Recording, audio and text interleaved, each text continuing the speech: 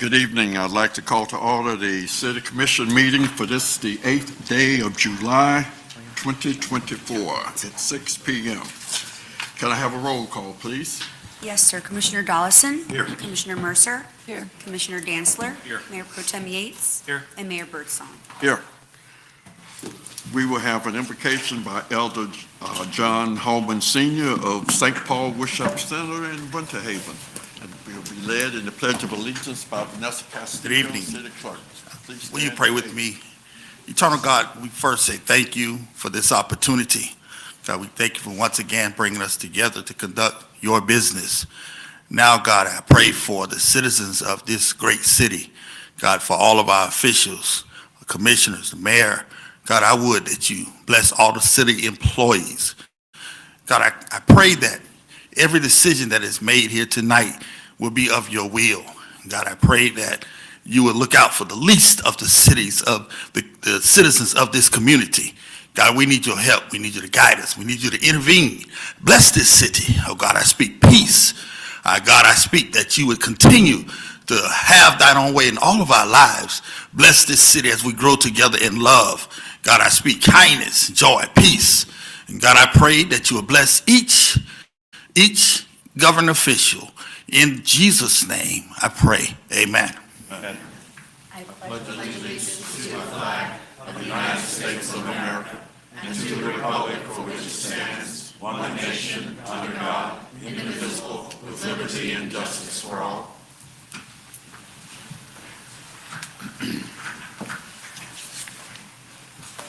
All right, we have presentation. Going to take that. We have a proclamation this evening, Mr. Mayor, for Lakes Appreciation Month. All right. If Commission wants to come to the front of the dais, we'll invite that team up, and then they will have a short presentation as well on the report. And then also, I believe, members of the LAC are here that will come forward to actually accept the proclamation. It's hard to get people to come up, it's like the back of the church. It's like, come on up. Francis, if you want to go to the podium.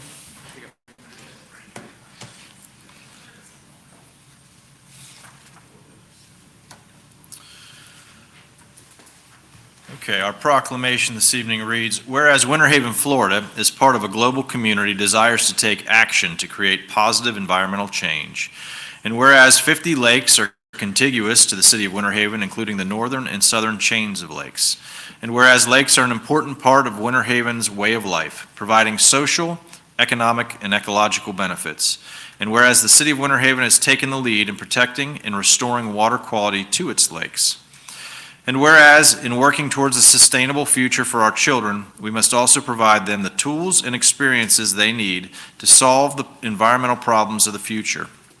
And whereas, through constant and friendly communication about environmental issues, citizens will tend to be more creative, sensitive, experimental, and flexible in resolving the challenges faced. And whereas Lakes Appreciation Month can draw people together in appreciation of Winter Haven's lakes and recognize the need to protect them for future generations. Now, therefore, Nathaniel J. Birdsong, Jr., Mayor of the City of Winter Haven, Florida, does hereby recognize July 2024 as Lakes Appreciation Month in the City of Winter Haven and urges all citizens to visit a lake and consider what they can do to contribute to a healthy and sustainable future. In witness whereof, he is hereunto set his hand and caused the seal of the City of Winter Haven, Florida, to be affixed this 8th day of July, 2024. Signed, Nathaniel J. Birdsong, Jr., attest, Vanessa Castillo, City Clerk.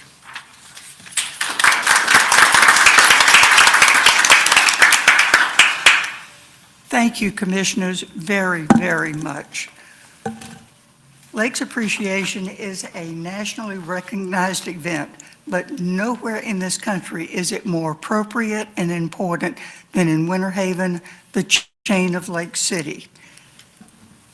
I would recommend to you all that you take the time to go through the latest Lakes Report 2023. Now, I'll grant you, this is not easy reading. I had to say to myself, okay, you're going to read about 20 pages a session. But if you do this, you can get through this, okay? And it is so important because it goes through the actions that your staff is taking to ensure that what we're doing to improve our lake's water quality is on point and effective. And so I want to thank you very much. I would like to call something else to your attention. And this is just to affirm how important the lakes are to this city. A lot of people haven't seen this particular brochure, and it's talking about what's important in Central Florida. Okay, I picked up a copy. I go to the section that deals with Winter Haven, and look what it says, Lake Life. Okay, you turn the pages, and it's page after page of water sports, paddle boarding, airboat rides, fishing, kayaking, water ski, boating, etc. Okay, that's how important our lakes are to our area, and I want to thank you for all of your commitment to supporting staff and helping to slow down the eutrophication of our lakes. A lot of it is caused by human activity, and if we can modify the things that we're doing wrong, like contributing to the nutrient load to the lakes, so much the better. Thank you so much.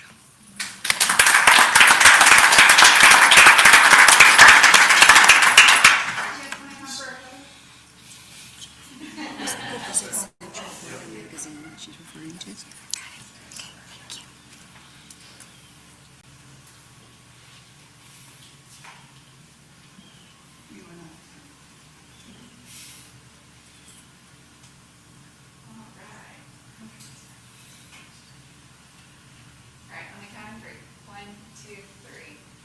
One more. Perfect. Thank you.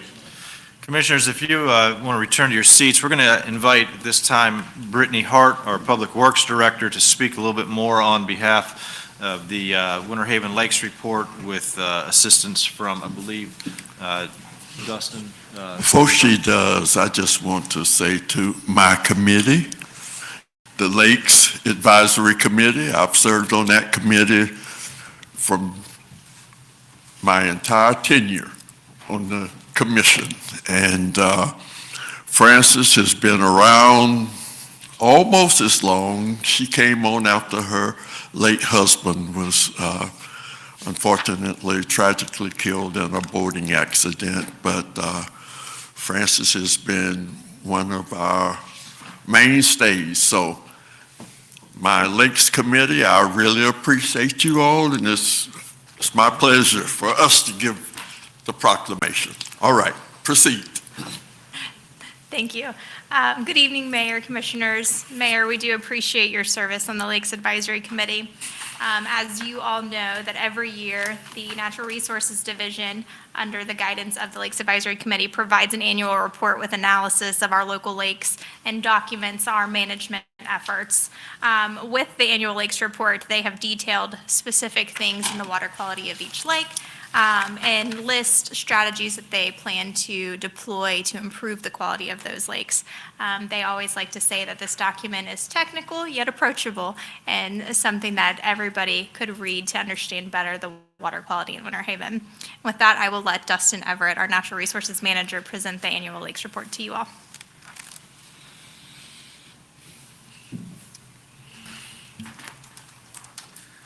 Honorable Mayor and City Commissioners, thank you for allowing my team and I to present before you information from the latest annual lakes report.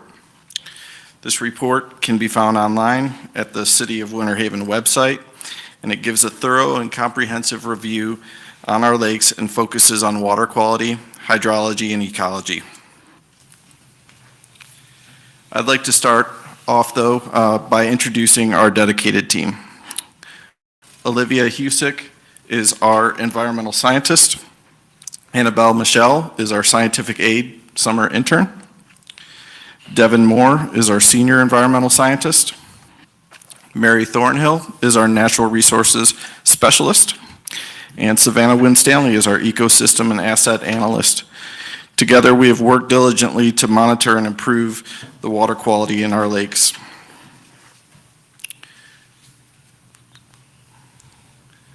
Over the past year, our division has achieved several key accomplishments. We increased our lake surface level monitoring through the addition of 15 new sensors, in which we're deploying those now. We refurbished existing rain gardens and oversaw the construction of new rain gardens. You may have seen the recent rain gardens that were constructed over by Winter Haven Rec and over by Polk State College. Throughout the year, we spoke with over 1,500 people at various events, various outreach and educational events, many of those children that we have been able to teach about our lakes, and a lot of those are summer camp kids, Cypress Junction Montessori kids. So we have quite a bit of outreach that we've conducted. Through that, we've also managed our public lake shores and natural areas, like Lake Maud Nature Park, what will be Lake Conine Nature Park, South Lake Howard Nature Park, and Lake Hartridge Nature Park. In addition to that, we've completed our federal reporting, our NPDES, National Pollution Discharge Elimination System reporting required by the federal government each year. And last but not least, our annual lakes report, which is kind of a culmination of everything we've done throughout the year and in one technical and approachable document.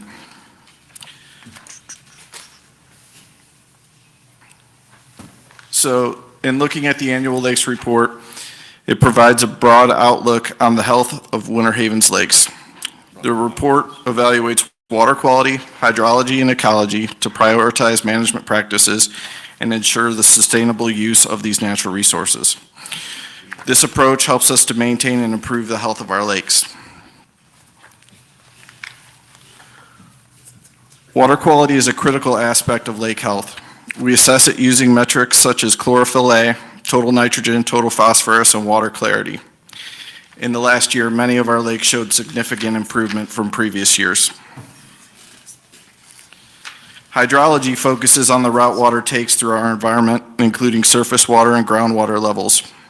Understanding these factors is crucial for effective water resource management. Water quality in our lakes is positively correlated with lake levels. We notice water quality improvements when lake levels are high and sometimes observe water quality declines when lake levels decrease. Ecology examines the biological communities within our lakes, focusing primarily on aquatic vegetation, abundance, species composition, and diversity. Healthy plant communities contribute significantly to overall lake health by providing habitat for fish and wildlife. Our efforts in promoting and maintaining biodiversity are essential for a balanced ecosystem. I think Commissioner Dantzler may recognize this fish here. This one was from Lake Maud.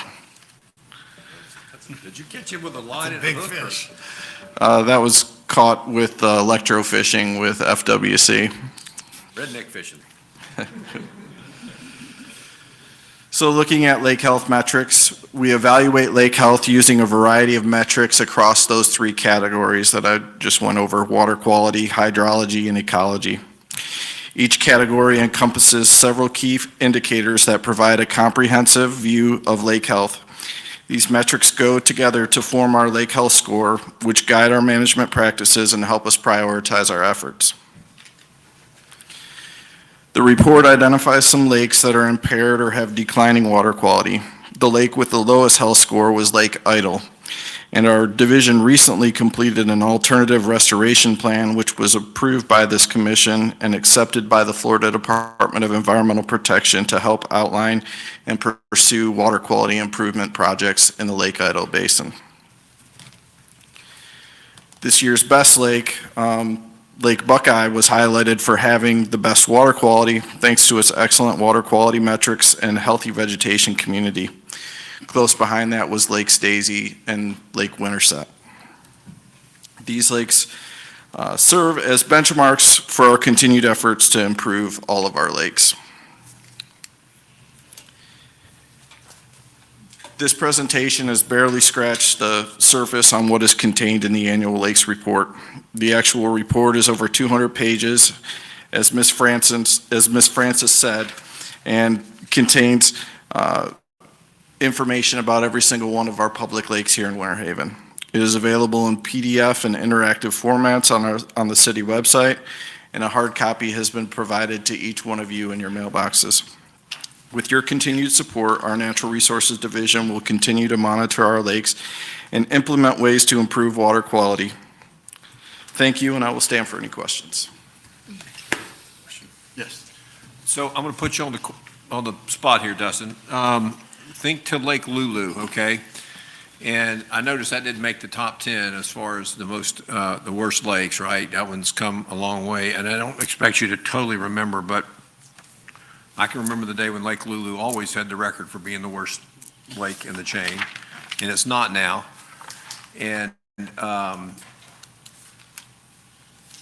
it's covered in weeds, cattails and lily pads, and I've been a proponent of cleaning a lot of that up because we're going to activate that lake when we do the development down there. But I don't want to push the lake backwards because I know it's taken a long time to get Lake Lulu to where it's clean. And so my question to you is, the worst case scenario, the best case scenario in my mind is we go in there and we just clean everything out. And then we put white sand down and we have a white sandy beach and we have volleyball pits and we have a really nice activated lake. I said that to Mike Britt one time and he thought I shot the Pope. He was bad. So my question to you is, where's the happy medium for Lake Lulu? Because we're going to do some development down there and removing weeds and vegetation to where the public can use that lake, but it's not going to greatly impact the water quality. And Right, if you yeah. don't know, you can tell me, you get back with me, but that's what I'm after. You see what I mean? No, I mean, with anything, there's got to be a balance, right? Because you seem to allude to the fact that you understand how important vegetation is to improving water quality. A lot of nutrients that would be otherwise freely floating in the lake that could be used by harmful algal blooms and things like that, that nutrients gets locked up in those plants. And so if you go in there and kill all those plants, all the nutrients that were in them will, come out of the plants and go back into the water and be utilized by things like harmful algae blooms. In anything, there's got to be a right balance, and we're working with Parks and Rec and this project at the Lake Lulu shoreline to identify what vegetation is harmful or invasive, and that should be removed. Vegetation that's noxious, obviously, those types of vegetation should be removed. But as an activated shoreline in the city, you also want to have use by people. And so we've acquired a permit through FWC that will allow us to clear corridors of vegetation to allow boats to be able to come in and out of that shoreline. And if there's other needs directly on those shoreline, we should be able to address those as those needs arise. So the controlling interest is FWC, it's not you? Yeah, It's not us? So ultimately, the controlling party of aquatic vegetation in state water bodies is the Florida Fish and Wildlife Conservation Commission. Anything that falls below the high water line is governed by the state of Florida, in which case any type of treatment or management action that we would have to take has to be gone before FWC, and a permit has to be provided by them. In which case, our division typically works with FWC to secure the necessary permits to do that work. We recently acquired one to do the shoreline at Lake Lulu, but it doesn't involve, unfortunately for you, it doesn't involve removing all of the weeds. So the bottom line is, no matter how much I yap, it's up to the state. It's not you. It's not you. You can't say, yeah, we can pull out those weeds. What I'm worried about is we have long 100-foot corridors, like you said, but then we have hundreds of feet of cattails, and people are just, there's still going to be buggy, there's still going to be spiders everywhere, and people aren't going to use those corridors. I'm looking for swaths where boats can get in and park and walk around and that kind of stuff. That's what is ideal in my mind. But if you're telling Sure. me that that's a state decision, not anything we can do, then I'll just, hope for the best, I guess. Well, it's been in my opinion that the state has been really helpful in working together with property owners to determine best use cases while kind of still taking into account the ecological need of the vegetation in the area. So I don't think FWC will allow us to go in there and white sand beach it and eradicate all the vegetation down there, but I think that it's not unreasonable to get rid of some vegetation that interferes with sightline, that may, thankfully, most of the vegetation that's down there, once you get past the water line, it's mostly spatterdock and lower lying vegetation. A lot of the high vegetation, which is primrose, willow, and cattails, they're kind of above the high water mark. And so we're working on trying to clear out that vegetation down to the water just to start with. If you get rid of the cattails, you're just so far ahead. I mean, we can live with lily pads, but cattails, And I'll they add have all the to, bugs in them. managing the vegetation, I think, is doable. We can work with FWC on that. We do that on a number of city lake shores where we've activated the shoreline in some way. And we're also working with the county, who owns some significant property on the south side of that lake. So from an ecological perspective, those things can also balance. But the vegetation is only a piece of the limiting factors to what the challenges are on that lake shore. You also have the sediment in the bottom of that lake where it's very mucky, it's very shallow. So in terms of being able to get boats in there in any kind of major significant way, that becomes a big challenge as well. So the vegetation is just kind of one piece of the puzzle, and I think we're exploring all those options right Okay, now. good, fair enough. Thank you. I will say that there's a great report on Lake Lulu within the document that starts on page 159. It highlights that in reality, that lake, Dustin, correct me if I'm wrong, is improving. That the trend direction on its chlorophyll A, its total nitrogen, total phosphorus, and its Secchi disc are all trending in the right direction, so. Correct, and there's some really good projects that are taking place. The county acquired a large section of wetland on the southwest corner of Lake Lulu, and they're doing some wetland restoration projects in there, and those are all things that are going to help improve water quality in the lake. Anyone else? I have a question. We haven't heard of El Nino in a while. What is that going to do to the lakes? Is it? since we Well, get- I'm not entirely sure. It depends on how much precipitation we get and if we have, really the major effect in any of this in a La Nina or El Nino year is what it does to our precipitation. And we average about 51.6 inches a year. That's our average. Last year, we had 47 inches of rain. If we stay within that average, there's not going to be a whole lot of changes. We shouldn't see a major reduction in lake levels. If we do see less than average precipitation, obviously lake levels will continue to decline. A lot of it is very complex with the groundwater levels and things of that nature. It's not just precipitation, but a lot of those things are driven by precipitation. Anyone else? So just a couple of questions. So on Lake Idle being the worst, I look at, I see zeros and I see vegetation abundance is a 3. So is vegetation actually hurting Lake Idle in this instance? No, the 3 is actually a good score.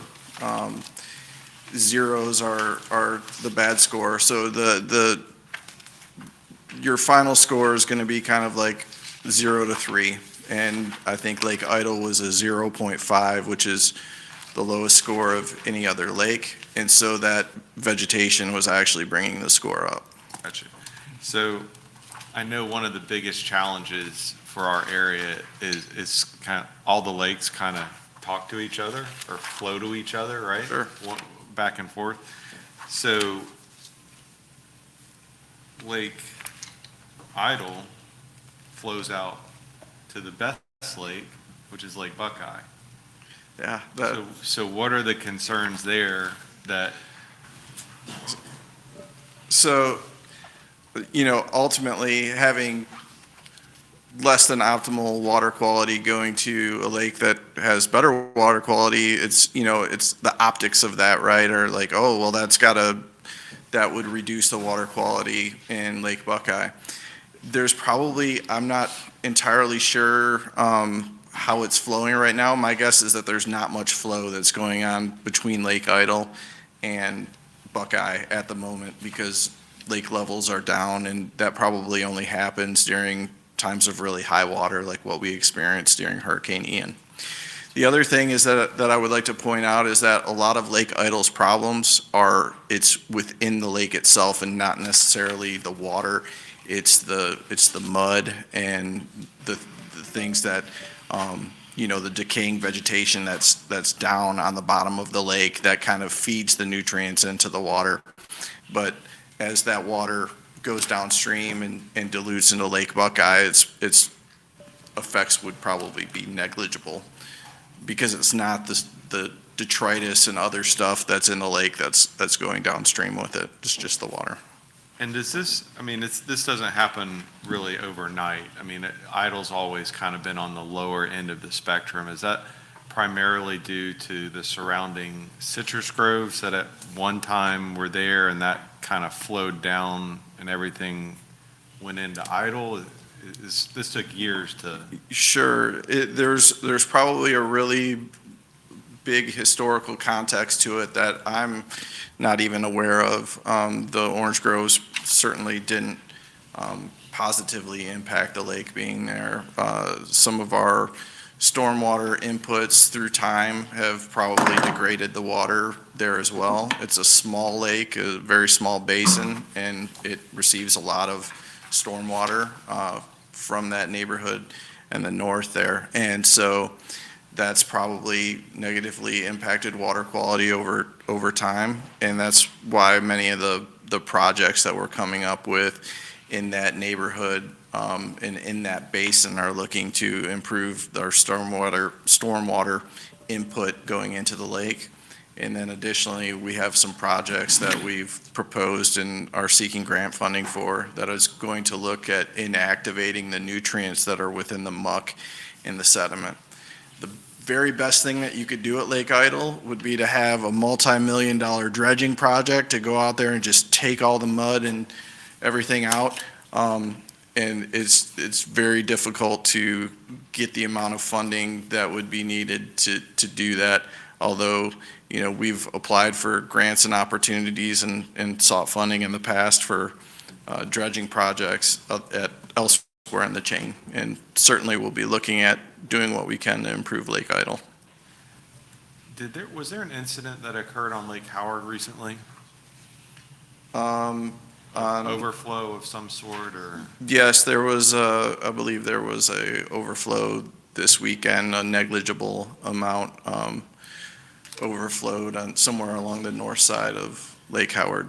I'm not. Sanitary sewer. There was a sanitary sewer that backed up, that had as you said, a negligible spill that was cleaned up and then treated, and then we work directly with the Department of Health to monitor any impacts to the lake.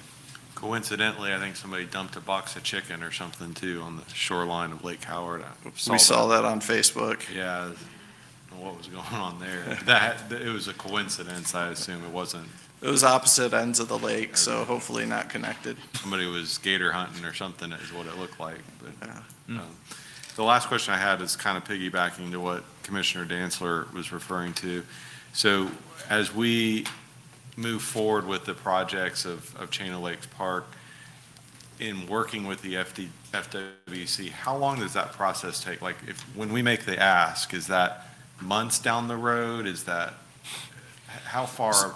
So, and what I'm getting at is I just want to make sure that we're actively kind of doing everything that we can do simultaneously. Sure. Meaning that I hate to get, the park done, and then now we're going to go, and now it's going to be 2 more years until we get the lakefront done.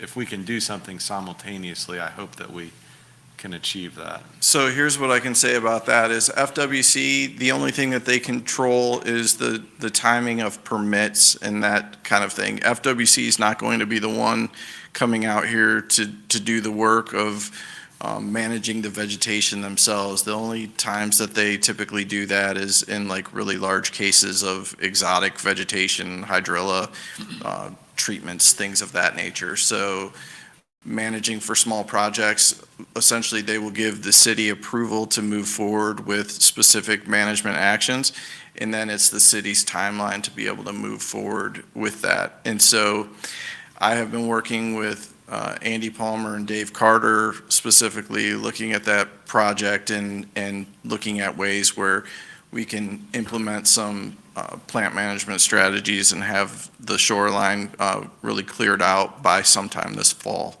So trying to recognize the timetable that we have with other things going on at the park there, and trying to move forward so that we don't get to finishing the park and then have a jungle of a shoreline down there at Lulu. Great, thank you. You're welcome.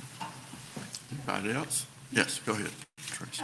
Looking on page 128 at Lake Hartridge and looking at the Lake Health Index, for Chlora A, it would be very low, I guess, the worst case. Nitrogen, the worst case. Phosphorus, not so bad. Clarity trend, the worst case. Vegetation abundance, very good. And invasive presence, I don't know why you call that very good, but very high, let's say. What would you do if you could to do what was necessary to make that lake health a 3, I guess, or the highest? Well, it's somewhat difficult to do whole lake management actions that are going to like immediately impact water quality. And so a lot of the work that we do is are smaller projects that add up to a whole, that over time, the input of water that you're putting in there has improved, and over time, it will improve the water quality. You'll notice you did say that the chlorophyll A and total nitrogen were bad in the lake, and that is true. The clarity, which is often, it's often related to the chlorophyll A and the total nitrogen, total phosphorus, because that's, algae or whatever else is growing because of that nutrients, and algae is basically chlorophyll A that's impeding the water clarity. I wish I had like a magic bullet answer of like, we should do this and it would immediately improve the lake. I mean, there's certain projects that could be done. I don't know if it's physically possible, but I know on the Kissimmee chain of lakes, they've done drawdowns at different times, and they've let some of the areas that if they've done a drawdown, they let some of the areas dry and become exposed and oxidize, and that helps to really change the nutrient cycling in the lake. The fact that there's aquatic vegetation in there, you see that the invasive presence, there's really not a ton of invasive aquatic vegetation in that lake. Illinois pondweed, which is a predominant vegetation there, is a native species, which is good, depending upon who you ask, but. I haven't heard it as being a good one, but. I was going to add, Commissioner, if you go to page 132, that outlines kind of how that health has changed over the years, and then speaks to some specific management strategies. And so that each lake has that. So each lake has a section that speaks to specific management strategies that are in place for it. Since we got it tonight, I didn't get to read all Nope. of it, so I'm just looking. I'll have to explain it to my HOA, so I figured I'd better get prepared. Well, Commissioner, after you've had a chance to review the report, feel free to reach out to me if you have any questions. Thank you. I've got one more question. One more? Lake Bess is not on the list here. That whole lake is now being surrounded by City of Winter Haven people. Is that going to be ultimately on your list in the future to kind of start monitoring that lake? Or? Unfortunately, Lake Bess, we have no access to. It's not a public lake, and we just unfortunately have no public way to access the lake. And if for some reason that changes, if there becomes a public boat ramp there, I think that would be a lake that we would go to and try to get some information on and learn more about. But unfortunately, we focus mainly on our public water bodies. Well, fortunately and unfortunately. So we have a lot of lakes in Winter Haven, and we have a lot of public water bodies, which it's about all we can do to try and keep up with them. Okay, just curious. Anyone else? Well, thank you. Thank you, Mayor. Mayor and Commissioners, that item will be under later in the agenda, under your resolutions for actually adopting the 2023 Annual Lakes Report. So we'll move on to the strategic plan. Certainly.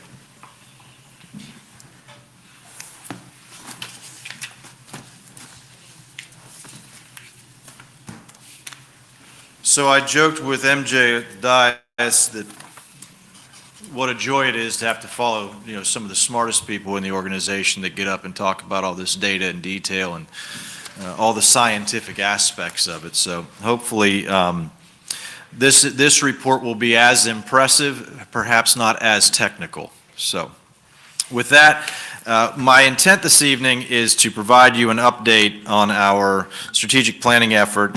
I'm going to ask Katrina Hill to join me and give a little background, and then I'll get into some of the finer details of it. But I just want to reiterate and kind of give the executive summary on the front end that we've been working on strategic planning, this particular initiative, since about December of 2022. So this was one of the first things that, upon being appointed city manager, that I felt we needed to have for Winter Haven, and the commission was gracious in supporting some of the efforts leading up to our strategic planning retreat that was held just this past April. So with that, I'm going to turn it over to Katrina. She'll walk you through just a recap of the process and how this document is laid out. I know you've all had a copy of this for a week or so now to be able to explore and take under consideration, but she will, for the benefit of the community, in anticipation of this being placed to a city website and the publication being released if adopted, so they'll have an understanding of how it's laid out. Good evening. So as T. Michael mentioned, we began this process back in December 2022 with a meeting with some staff leadership where we laid out the first draft of what our 6 strategic pillars would eventually look like. Those were then refined throughout the month of January 2023 as we had 3 different focus groups. One was with City University Class 1 graduates, another was with our community partners, and a third with city leadership to really kind of define and finalize those pillars. Our first community survey was launched in March, and then it goes out every 6 months. So we get a report every July and every January that tells us how our community feels we're doing, and that survey is specifically designed to reflect those 6 pillars. Kind of give us a scorecard, if you will, of how we're doing in each of those pillars. And it is designed and distributed in such a way that it is statistically relevant, and it is the demographics of the respondents reflect the demographics of our community. Also in summer 2023, as we went through the budgeting process that year, staff created a list of performance metrics. Those are kind of the inputs and outputs that we can track internally, and those are tied back to each of the strategic pillars, and we began collecting those as well. And then finally, kind of the final piece of research and input, in February of 2024, we reached out to more than 150 different individuals in our community, from the business community to nonprofits to residents to even youth, and asked them to participate in an environmental scan survey that was used to then create 7 SWOT analyses, one for the city as a whole and one for each of the strategic pillars. All that data and information was presented to you in March 2024 at your 2-day strategic retreat, and you guys put in the hard work to draft 4 to 5 goals under each of the strategic pillars, which really became the foundation of the plan that you have. The following months, we met the day after your retreat, and then there's probably at least one meeting every week the following months, as we really met as staff to try to come up with the strategies that would advance each of the goals that you outlined in the plan. And then the full plan was provided to you about a week ago for your consideration, and I just want to walk you quickly through how that plan is structured, sort of a how to read this plan, if you will. So it starts out with an introductory section. It has a letter from City Manager T. Michael Stavers and team. It has an executive summary that goes through the whole history I just walked through and the process that was used to develop the plan. Each of the 6 pillars has a title page. Each pillar is defined. The current community score data, so by current, that was as of December 2023. We will be getting new data here shortly. And then also this pillar-specific SWOT analysis is there, and that provides the context for how the goals and everything were set. Then you move into the goals, and each of the goals that you set as a commission are listed, and it also includes a definition for clarity. So anyone picking it up, not having been in any of those conversations, can understand what is it that we are trying to achieve with that goal. And then under each goal, there are multiple strategies that have been proposed by staff, and they're designed to help advance that goal that you set. So each strategy has a definition, again, so that we're all clear on what we mean by that strategy. It's assigned to a responsible party. Almost every strategy is going to take a team of staff, but there's always that one or two people that are responsible for making sure that it's moving forward. There's a timeline for implementation, the performance metrics, how do we know if that strategy is successful, any anticipated fiscal impacts, and resources and partnerships outside city staff that will be needed for that strategy to be successful. Some of the goals also have a section that says see also. This is because some of the strategies really help to advance multiple goals. So instead of listing them multiple times, they're listed where they fit best and then referenced under the other goals that they also help to advance.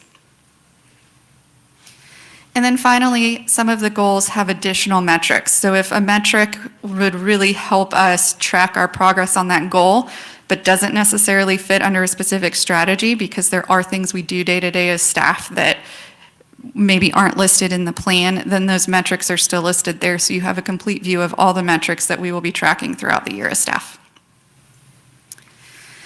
And then finally, the last section is a timeline view. And so this breaks it down pillar by pillar and lists your goals, the strategies, and when they will happen by fiscal year, as well as the responsible party. So this just kind of provides an at-a-glance view of the full plan. And I'll turn it back over to your city manager. So Commissioners, when we met during the strategic planning retreat, we spent 2 days with you under the facilitation of Emily Rogers to come up with the various goals for the 6 pillars.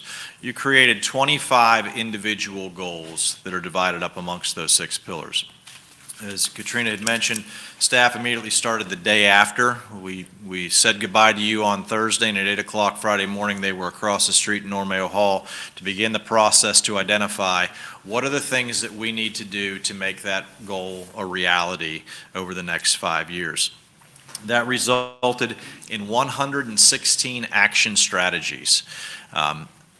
It's a big number, but the scary thing is it's not everything that we intend to do or that we are doing. It is very specifically things that align with that goal in great content, but there are everyday things that we do, everyday services we provide that also will help to advance those goals that don't necessarily have a strategic component to them. They're best management practices. They're things that we have employed within our daily activities. I don't know if you have your documents with you, but what I want to speak to is the actual goals and how these are laid out with some highlights on specific strategies. So in the area of economic sustainability, as an example, you have a goal that speaks to supporting the availability of a qualified and skilled workforce in our community. One of the strategies that was identified was developing formal programs in partnership with academic institutions. That's working with our business community, our industrial partners. When they have a need and we recognize that in terms of them locating here, we help grease those wheels with academic institutions to help establish training programs. In promoting equitable access and how the city procures work. This is how do we get a greater involvement from minority and disadvantaged business enterprises. Things such as creating and launching regular procurement training programs that target small businesses and minority enterprises so they have a greater understanding of the process and how to participate in it and not come in necessarily so blind to how procurement works within local government. Also hosting an annual preview of upcoming projects over the next year so that our local business vendors have an awareness of what's coming down the pike and can begin preparing for bids and responses to requests for proposals. In terms of strategic approaches to growth management, conducting an annual joint city and planning commission summit specific to growth management, establishing a comprehensive neighborhoods program that allows us to better engage with HOAs, faith-based entities, and other nonprofits within our community in terms of advancing ideas and proposals and gathering input to help us in our growth management. Systematically reviewing at least 2 of the elements of the comprehensive plan each year so that over the course of 5 years, the entire comprehensive plan is reviewed in total. Those are some of the strategies, and again, within the economic sustainability, there are 17 individual strategies that we have laid out to align with the 4 goals. In the area of quality of life, maximizing the availability of attainable housing opportunities. This speaks to things such as creating and implementing a linkage fee program to help provide additional funding for affordable housing. And one that I know that Commissioner Dantzler is intimately aware of, ensuring that all available local housing assistance plan strategies are implemented annually. This speaks to the work that our AHAC is doing and staff taking that direction to see where can we do more programs and more initiatives and policies that align with those. Meeting the needs to include housing, health, mental health, and workforce education of all members of our community. One of the things that was identified in there was establishing a community wellness and health advisory committee that brings together the experts in that field, much like we have a Lakes Advisory Committee and an MTAC and a Cultural Arts Advisory Committee, Library Committee. All of those are intended to bring to the table people that have expertise that can help us move the needle on a topic such as community health and wellness. Championing arts beautification and addressing blight. One of the strategies here includes establishing an arts trust fund that utilizes an allocation of 0.5% of all municipal project costs to support community art projects. This again is a way that we take a bold step on behalf of the local government to set aside funds for arts advancement. In establishing community adoption programs for rights-of-way, parks, and public spaces. We have a litter control coordinator that just started her first day of employment with us today. And so being able to advance adoption programs to help beautify, whether it's a park, a shoreline, a street, whatever that area may be within our community, a formal program for that. Ensuring opportunities for access to recreation. One of the strategies here, in speaking of growth and development, is establishing guidelines and incentive strategies to develop a matrix for securing park land with development, so that as development is coming in, we're creating a process whereby there's an incentive program that we can offset, whether it's through impact fees or other development costs, the set aside of land to make sure that we've got sufficient park land for those residents that are joining our community. In the case of infrastructure, we talk about partnerships that are needed. This includes meeting with the Board of County Commissioners, Polk County Public Schools, and relevant municipalities and agencies annually to review transportation assets, investments, data, and plans. It's not just about what we do in Winter Haven, but we are also the recipient of traffic that comes from other communities around us, and there needs to be a greater collaboration in that process. Taking a comprehensive approach to transportation planning and maintenance. This includes strategies such as evaluating and implementing and enhancing mass transit and microtransit assets and policies. One of the things I know our CRA will be considering in their meeting, I believe next week, is the opportunities for microtransit to help move people about here within the core of the community, but we're also exploring opportunities for more mass transit to get people from, i.e. the Legoland area into downtown or to some of our other facilities. That's something that's been a consideration for a number of years that, in fact, we just had a discussion with Legoland about that potential opportunity today. Another goal is actionable strategies in place for the future of water resources. We are on the bleeding edge when it comes to water resources with our One Water master planning and our One Water ethos, so the adoption and implementation of that plan is one of the strategies that's outlined, as is the establishment of an annual funding of a utility infrastructure repair and replacement program that prioritizes the replacement of vulnerable and obsolete infrastructure. This is something that as we come to you in the coming weeks with some changes to our utility rates. That is something that we have factored into that for your consideration of a repair and replacement fee to help offset just the long-term vulnerability of some of these legacy systems. In the areas of embracing new technology, one of the strategies is ensuring an organizational culture that embraces innovation and the adoption of new technologies. The way we've always done things is not going to be an answer, and it can't be an answer for the future. So where we can increase our efficiencies, we can leverage our successes through implementation of new technologies, we need to have an environment that welcomes that and encourages that. A prime example would be the use of artificial intelligence and predictive modeling to identify lead fittings and copper systems that are within some of our older utility projects. If you don't have an environment that encourages that and fosters that type of innovation, those types of projects become extremely costly and take much longer to complete. I'm sure that Commissioner Mercer can attest to that fact. In the area of environmental stewardship, you just heard a great presentation about our lakes. One of the other things that's key to this commission is maintaining and strengthening a robust urban forest. So some of the strategies that speak to that include the adoption of a no net loss policy by implementing at least a 1-to-1 ratio in terms of tree removals and replacements. So that if we have an area that we're removing trees, we're not just denuding an area, we're going back and putting in some policies that call for the replanting or some type of payment in lieu of to help replenish our urban forest.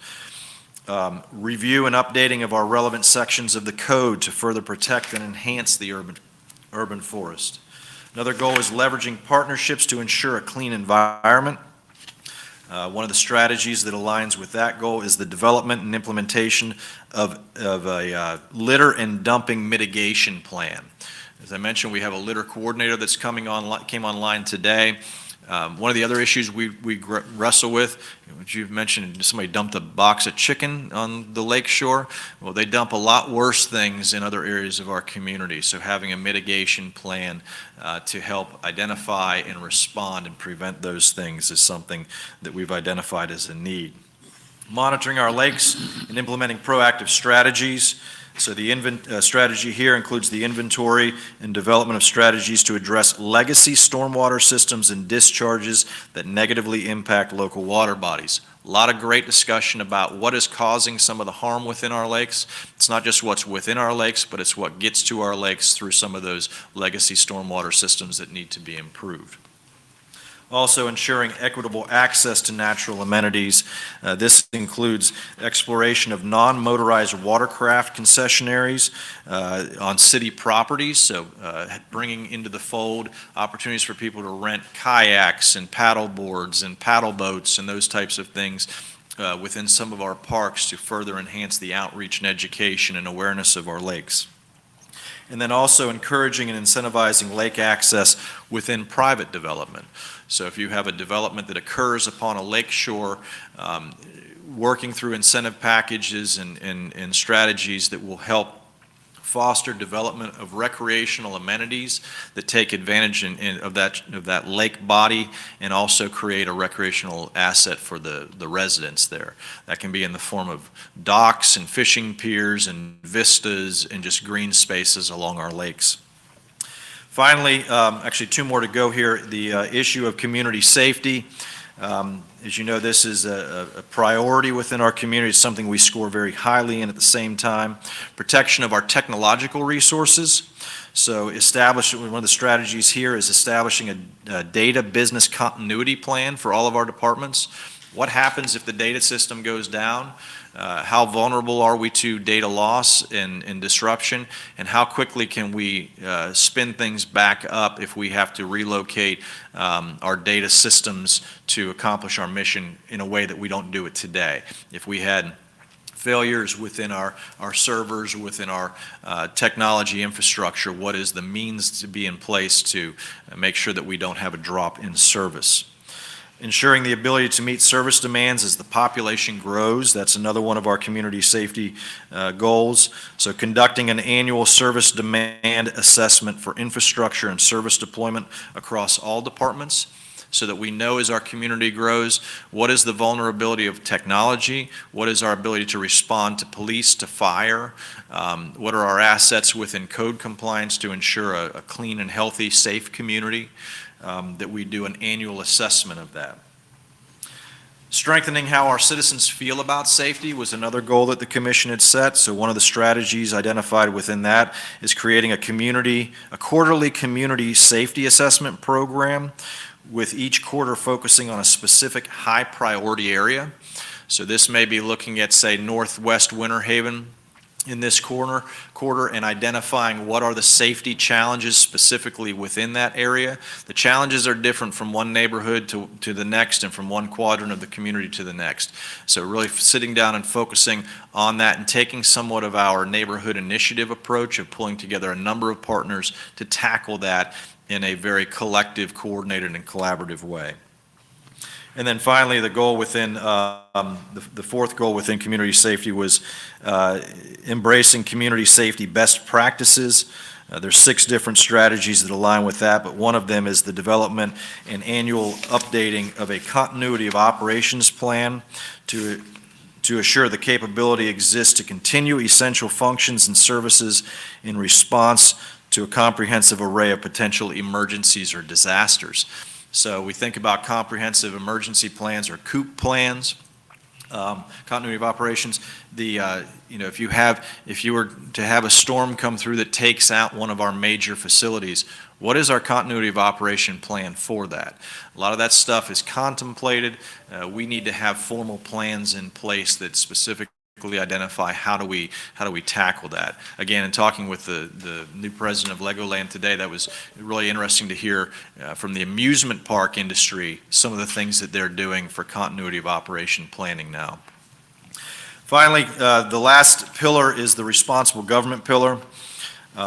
You had 4 goals within that, the first being exemplify fiscal accountability and resiliency. We've certainly come a long way in that over the past year and a half, but one of the unique strategies within that goal is the drafting and adoption of a robust debt policy that complements the city's financial management policy and aligns with the GFOA's best practices for debt management. We have sound practices for managing debt, but actually having a debt management policy in place is something that doesn't exist today. Continuing to engage in legislative matters. This is going to be a particularly interesting year, as we will have a brand new state representative for a big portion of our community come November. And as we know, that the challenges we face at the national level and the state level in terms of, particularly the state level when it comes to home rule, but on the national level when it comes to environmental policy that impacts our operations, particularly in water and wastewater, having sound, strong relationships and an annual platform to advocate for local matters is critical. Third goal within that was continuing to evolve the ways in which information about local government is communicated. How do we engage better with our community, whether that's on projects, on new development, on initiatives, on challenges we face.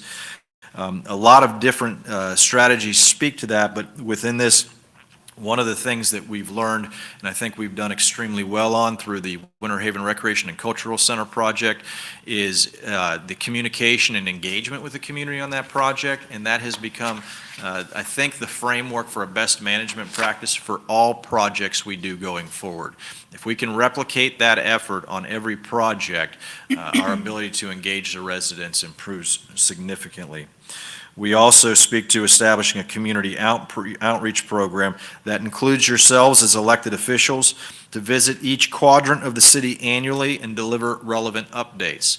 So these are somewhat of on-the-road town hall sessions where we go out into the different quadrants of the community, maybe in a larger community, maybe in a Lake Ashton or in a church or wherever can accommodate us, so we can meet residents at their location, in their communities, and see firsthand the challenges and needs that they have and share with them some of the things that we are doing. And then finally, continue to create and cultivate a team made up of high-quality talent, individuals capable of bringing fresh perspectives and creative ideas to the table. There are 6 different strategies that align with that, but 2 that stood out to me in particular creating a volunteer program to allow greater engagement. We have volunteers in a number of areas, but a formalized program that welcomes people into the fold of local government and utilizes their time, talents, and treasures in a way that they want to. Typically, when we reach out for volunteers, it's because we have a specific need in an area. A lot of volunteers out there that have assets to share with us that maybe we don't recognize that as a need, but we could certainly benefit from their involvement within it. The other thing that stood out within this is the establishment of a formal internship program. We bring in interns. You just saw one this evening with our Natural Resources Division. We also have interns within our IT department. We've had them within communications and public affairs, within parks and recreation, within utilities, but having a formalized program for interns to bring them from universities around the country to study what it is that they're doing at the boots on the ground level here in Winter Haven, whether that's in IT, maybe it's in public safety, maybe it's in public administration or engineering, in environmental sciences. Those are the most educated, up-to-date people coming out of the system. Even if we only have them for 3 months or 6 months, there's a tremendous benefit to be realized from having those people be a part of our team, and also the opportunity to land those as permanent employees for us, and we get to kind of test drive them in the process. As Katrina mentioned, within each of these goals, you have the strategic action strategies, 116 in total. Again, it's not everything we do, but it is the very strategic pieces that we felt we needed to lay out that align with the goals that you all had set. The document does include the timing for when these start and when they are expected to finish. It is over a 5-year period, and it also identifies who's the responsible party, not by individual name, but by title. So if you decide that, after tonight or in the coming weeks, you don't want me as your city manager, whoever does become city manager still has assignments within this plan. And I would say that for every one of our employees, that they've got very specific responsibilities assigned to their titles. Going forward from this point, as I mentioned, I'm looking forward to feedback that the commission provides to us regarding the plan. We will, if it is adopted by the commission, we will create a city staff handbook version of this. If any of you have been involved, as I know you have, in the strategic planning process we do within public safety, we produce a smaller version of the overall document. We give that to every police officer and firefighter. This document we would give to every employee within the organization. It would become part of their orientation as well, so they understand what are the driving goals for this organization over the next 5 years and how they fit into those, what their responsibility is. What you see on the screen is kind of what we envision that city staff handbook version to look like. It really more so just lays out what the goals and action strategies are. And then there would also be a Citizen Digest version, kind of the Reader's Digest edition of this. This is something that we would look to give to new residents to make available during our annual State of the City address, also to provide out to legislators and the agencies that we work with so they understand specifically what we're focused on. In closing, I would say that this has been a tremendous effort. I got to thank, in particular, MJ and Katrina. They were right by my side through this entire process, which, as I mentioned, has now been 18 months in the making. Your staff has been very much engaged in the process. In the very back of the book, on page 164, there is a list of the team leaders for each of the pillars who help facilitate the discussions around what do these strategies need to look like, and they are subject matter experts within the organization that could help us define those. I'd say that of the things that I've done in Winter Haven with this team and any other team that we've had the pleasure of working with, this is probably one of the most impactful and proudest accomplishments, to be able to create a strategic plan of this magnitude that doesn't speak to any specific project.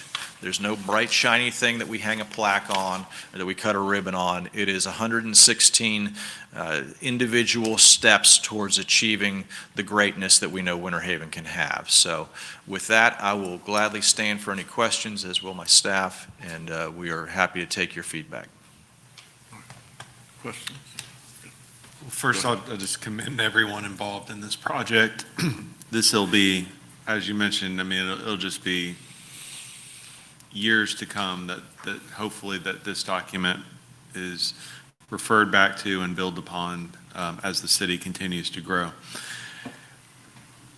In relationship to the city charter, how much did you look at that while building this? And does this complement that? And would you describe it almost as if the city charter's the bow and now you've got your 116 arrows? That's an interesting analogy to it. We didn't really look at the city charter, because what the city charter is going to define is, and certainly look to the city attorney to correct me where I may err here, but it really defines why we exist and how we exist, what the roles and responsibilities, the privileges and limitations and responsibilities of the commission and certain members of the organization hold, myself to be included, the finance director, the chief of police and fire. But I don't know that it speaks necessarily to the goals that you establish. Certainly, the charter is the foundation for the mission of the organization, and these align with that mission. You do have, we did do a charter review committee in 2016, 17, I think we established them. You know, and they went back and looked through a lot of the changes that needed to happen within that. I'm not aware, Commissioner Yates, of anything that's glaring within the charter at present time. But I think that there will be an opportunity for us to reconvene a charter review committee in the near future to look at that. I think it'll be beneficial to now have this built and then also go through that charter review process. I think that helps give some direction and clarity of, you know, what you want your charter to look like going forward. Anyone else? Yes. It is a very comprehensive plan. It's like a master plan. It tells you what your goals are. It tells you where your funds are going to go. It tells you, everyone knows what the plan is. And so for the next 5 years, everything should, you know, go pretty smooth. And it's really a great plan. I'm really surprised. Thank all of you. Surprised? When I said, that's not really, when I said surprised, it has so many moving parts and so many people within that everything has to fall together, so come together. I appreciate that. And you're bringing it all together, driving it home. Thanks. So, what stood out to me, T, was that you said at the very end of all the things that you've done, and you're a veteran now. This is one of the things you're most proud of. So that speaks volumes. That's pretty good testament to this document. And what this reminds me of, in a lot of ways, in the other part of my life, I'm a financial advisor, and we do financial plans for people, and they look like this. They're big, thick books, and they have a tendency to look very impressive. And the person that prepares them knows what they mean, and they know how to implement them. But the person you give it to often sits it on the coffee table and they don't look at it again. So the challenge, and a lot of things, I read this carefully, and a lot of things in here we're already doing. So we don't have to reinvent the wheel. There's a lot of stuff in here that you've already started, which is a good thing. The challenge is going to be having somebody, because everything in here, I was sitting there trying to figure out, who is this going to flow to? And it always seemed to flow back to Eric, his department. I mean, Eric is going to be the one that has to like work his tail off to make this stuff happen, because I'm like, what controlling interest does this? Well, Eric, okay, so I think what you're going to have to do. His fault, it's all his fault. Yeah. Eric, you're getting ready to be a busy guy. But I think what you're going to have to do is, you're almost going to have to task somebody, and maybe it's Katrina, maybe it's you, I don't know, to constantly put this forward. And I take it back to my financial plan. You know, when I hand a financial plan to a husband and wife, for example, one of them, I challenge, I say, one of you guys has to really read this and keep up with it, and keep your keep pushing forward and using this to plan your financial future over the next 5 years. And so this is a pretty document, and it's good, but you're going to need somebody, and it can't be you, T, because you're too busy. So you're going to have to find somebody that's going to constantly keep this out there in front of your department heads and in front of Eric and, you know, whoever else it is, to try to make sure that it doesn't get bogged down. And Eric says, well, that's not me, that needs to go to Gary. And Gary says, that's not me, that go, you know, in other words, there's a little bit of, you know, you got to keep nudging it forward. And I think that's going to be your challenge. Maybe it's assistant city manager, I don't know, but that's what I think you're going to have to come up with, in my opinion, that somebody that can take this document now and really own it and implement it as you have your meetings, as you have your planning sessions, because it's a great document and there's a lot of good stuff in here, but if it just sits on the kitchen table, it's not going to do anything for you. So that's my thought, so. I think that's, you hit just a masterful point within that. So it can't sit on a desk. It's not a coffee table book.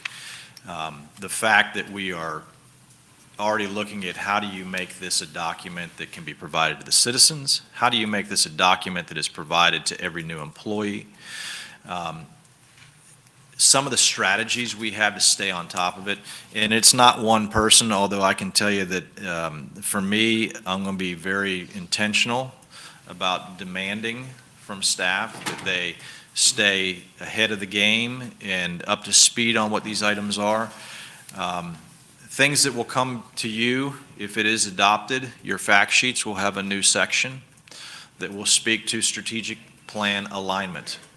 So if we're buying fire trucks or building a fire station or purchasing property for a park, there will be a strategic plan or strategic goal alignment that harkens back either to a pillar, if it's not defined clearly within a specific goal, or to a goal, or to a very specific strategy, so that the things that come to you, you'll be able to see how they align with this document. The other thing that will begin in October, and we have already laid this out in somewhat of a schedule, is that each month at one of your workshops, or if you prefer it to be at a city commission meeting, we will give you a short update on one specific pillar and the goals within it and what we're doing to move that ball. So by the time you get to April of 2025, you have gotten an update on 6 pillars. We'll then go into another session with the commission. I expect it to probably be a one-day session where we'll go back and look at all of those collectively and where are we at in our goals, and are there any new challenges on the table that we need to consider? How do we refresh, update, advance further the things that are in the plan? That will happen every single year in that process. So from October through March, you get an update on all 6 pillars, and then starting in April, we do it again. You'll get the second update on them from April until the end of September. So it's coming back before you all time and time again. So it can't just sit there and be idle. Staff have to know what's going on with it and where they stand with it. It'll also be the foundation for the State of the City address. It'll be something that I expect to be referenced heavily within legislative platforms, within our efforts to go after grants, if we have to do new bond issuance or debt service. These are things that allow us to have greater credibility in those efforts. So it has to be a major piece. And Commissioner Dantzler, I think, one of the things I think that was so prideful about this, when that group got together on Friday, they were chomping at the bit to take the goals that they watched you all create and I know what we can do to help make that happen. Oh, this is an area we need to focus on that specifically aligns with that. And they took immediate ownership of those strategies. So I think, it's not a drive with an iron fist to get them to work on these. They helped write them. They have an ownership in them, and I think that they're excited to begin tackling them. But I greatly appreciate your feedback. I just want to say, I want to thank you all for the outstanding job that you've done relative to this document. It's very comprehensive. I feel also proud to have been a part of the process. we've learned a lot. And I think it's about the quality of life that we want to live as a people within the city. It's a roadmap, gives us a guidance as to where we desire to go. And so I think that Brad is right, Commissioner is right, that we need to always keep it before us, because I think it will be a guiding principle and values that we uphold and will value, I think, going forward as a community. So, but I do want to, again, thank the staff for just doing an outstanding job, as well as yourself giving leadership to this, something that has not been done before. I think that it will be so helpful for those. We know that the seats up here change, and those of us who serve may not be here always, but we have something that will create continuity within our city, and not trying to reinvent something every other year. So again, job well done. Thank you so very much. Yes, sir. Anyone else? Well, I guess I'm the last speaker, so you all have said a lot. And I would just like to say to T and the staff, I've been here 20 plus years. And in all of that time, I've never been a part or seen it constructed such a strategic document as what has been presented to us. And so I'm very thankful that I was able to stay long enough that to see it, and thankful, if I'm blessed by the Lord, to be here another 3 years to see it in action. So again, hats off to you and to staff, and I really look forward to seeing it as we go forward. Now the work starts, right? Yes. And you know, it is a 5-year plan. So if you want to be around to see the first 5 years completed, you know what you have to do in terms of, making sure you file to run at the right times and all that. But in reality, the beauty is it is a 5-year plan. It's intended to be updated over those 5 years and fully revisited at the 6th year. But it's also so that you have continuity as commissions change, as staff change, that there is a documented pathway forward for what is to be accomplished. And on behalf, I speak for my entire staff when I say to you all, thank you for the opportunity to do this, your willingness to allow us to run full speed down this road. And we look forward to making you proud as we accomplish these goals. All right. Thank you. Well done.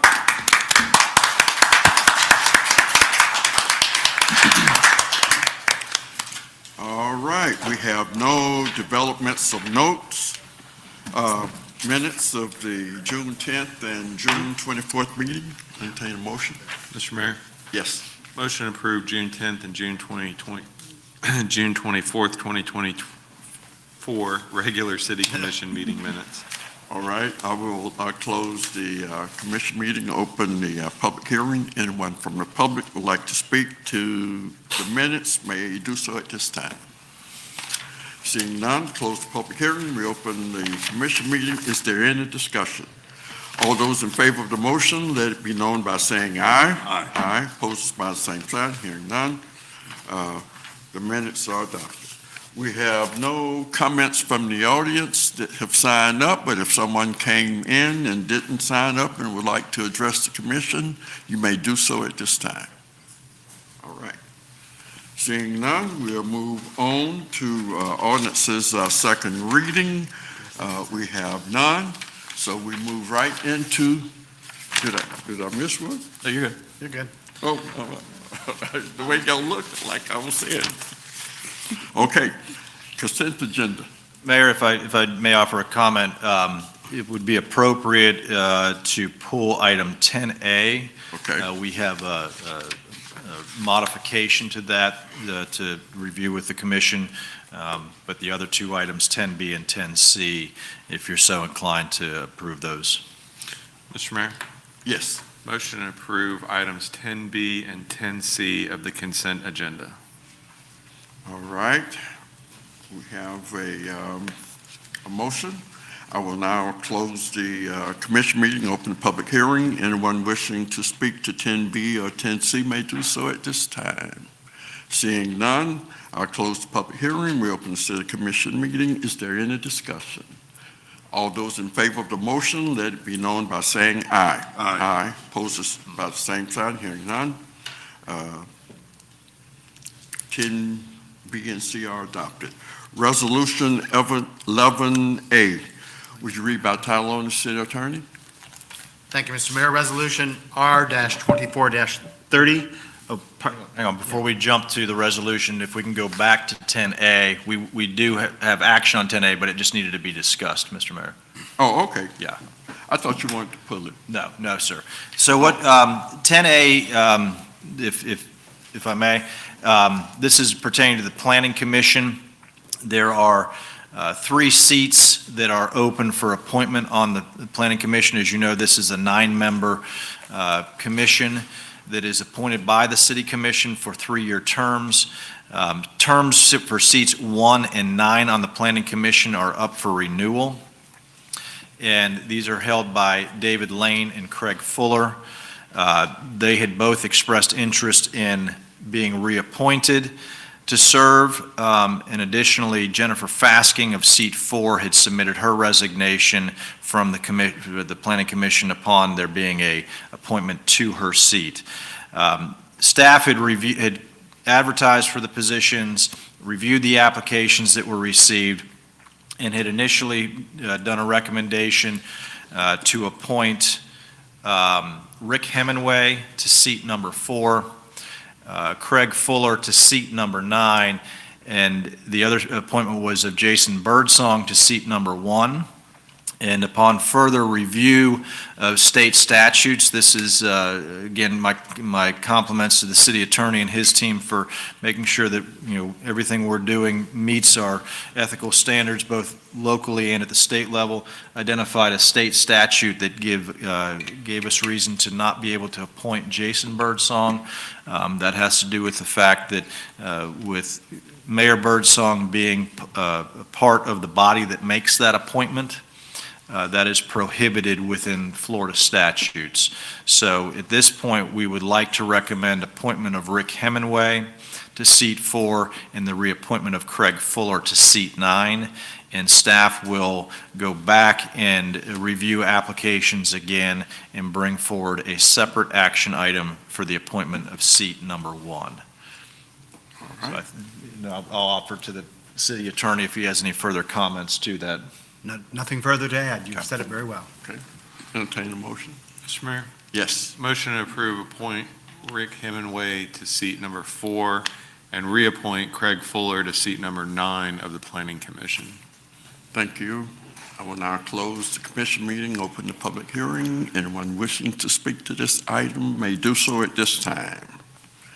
Seeing none, close the public hearing, reopen the city commission meeting. Is there any discussion? All those in favor of the motion, let it be known by saying aye. Aye. Opposed by the same sign, hearing none. Motion passes. Now on to resolution R-2430. Would you read by title only, City Attorney? Thank you, Mr. Mayor. Resolution number R-24-30, a resolution of the City Commission of the City of Winter Haven, Florida, making findings, approving and adopting the 2023 Annual Lakes Report, providing for severability, the administrative correction of scrivener's errors, and providing for an effective date. Thank you. Thank you. City Manager, have anything else to add? No, just that this is the adoption of the plan you heard earlier this evening, and it is a phenomenal document. My compliments to the staff that were involved in creating that and all the work they do to beautify and protect our lakes. I'll say one thing for it. It sure has grown over the years. Mayor, for what it's worth, we work with a ton of consultants on so many different projects. The fact that this probably is not going to sound the way I intended, but the fact we produce this in-house at this level of expertise and detail I think that if you were to have this produced by an outside consultant, you're talking hundreds and hundreds of thousands of dollars, and I will guarantee you it will not be of the quality or have the intentionality and ownership that our staff put into this one. I say it again, we have great staff. Entertain a motion. Mr. Mayor, Yes. motion to approve Resolution R-24-30, adopting the 2023 Annual Lakes Report. Thank you. I will close the City Commission, open the public hearing. Anyone wishing to speak to this item may do so at this time. Seeing none, close the public hearing, reopen the City Commission meeting. Is there any discussion? All those in favor of the motion, let it be known by saying aye. Aye. Opposed by the same sign. Hearing none. R-2430 is adopted. R-2431, which read by title only, City Attorney. Thank you, Mr. Mayor. Resolution R-24-31, a resolution approving that certain plat entitled Ashton Covey Phase 1 for filing and acceptance of dedications in accordance with Chapter 177 Florida statutes with a specific condition, providing for the administrative correction of scrivener's errors and establishing an effective date. The general location, subdivision is located at 10201 Thompson Nursery Road. Thank you. Thank you. City Manager. Mayor and Commissioners, I'm going to ask Eric Labby to provide comments on this item this evening. Yes, sir, Mayor, Commissioners. This is the final plat approval for Ashton Covey subdivision. It is a 99.76 acre subdivision located off of Thompson Nursery Road. Contains 111 building lots and 16 common lots consisting of stormwater retention open space areas.